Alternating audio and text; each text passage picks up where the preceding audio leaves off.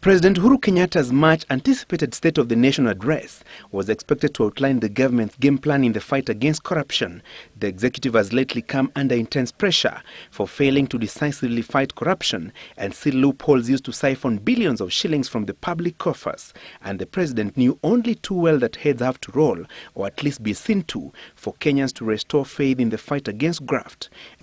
Today, however, and for the sake of transparency, I take the extraordinary step of attaching the aforementioned confidential report from the CEO of the Ethics and Anti-Corruption Commission as an annex to my annual report on values to Parliament.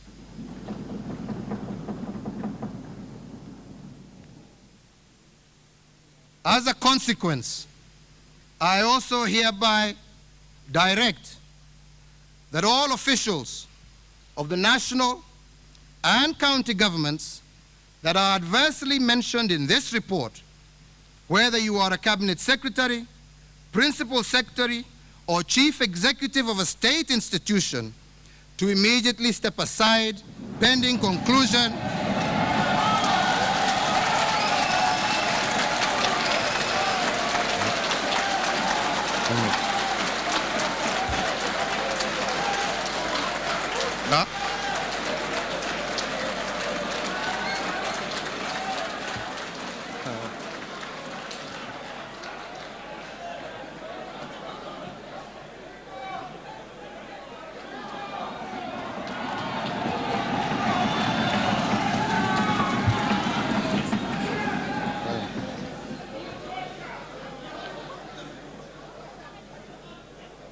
pending conclusion of the investigations of the allegations against them. And to ensure that the truth is known as quickly as possible, the president gave a time plan for the investigations process.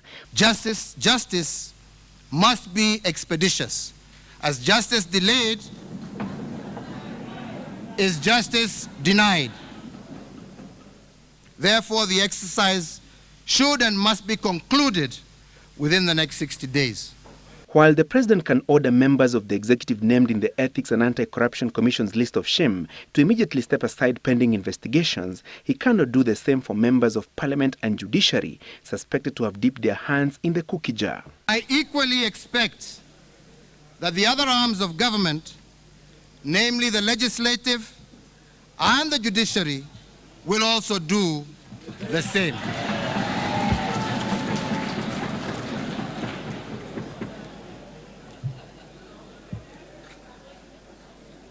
Further,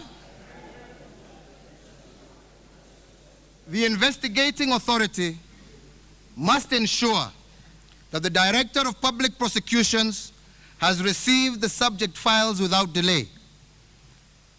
I also want to caution that this should not be an open-ended process. Justice must be expeditious.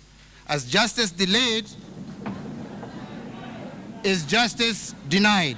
Parliament has lately been the arena for allegations of bribery and runaway corruption, denting the image of the House charged with the responsibility of oversighting over the executive and the judiciary. The war on corruption will not be won unless all arms and levels of government play their role and uphold the highest levels of integrity and act decisively against any perpetrator of corruption. The 175 public and state officers mentioned in the list of shame will now be expected to pave way for at least 60 days for the veracity of the corruption claims against them to be ascertained. Today, I draw the line. No one will stand between Kenyans and what is right in the fight against corruption and other monstrous economic crimes.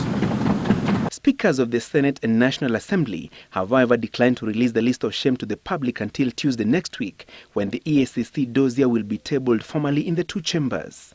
The president's directive can be interpreted as the executive's most bold and candid decision in the fight against corruption. But the taste of the pudding is in the eating. What now awaits is the implementation of that directive. Francis Gashuri, Citizen Live at 9, Parliament Buildings, Nairobi.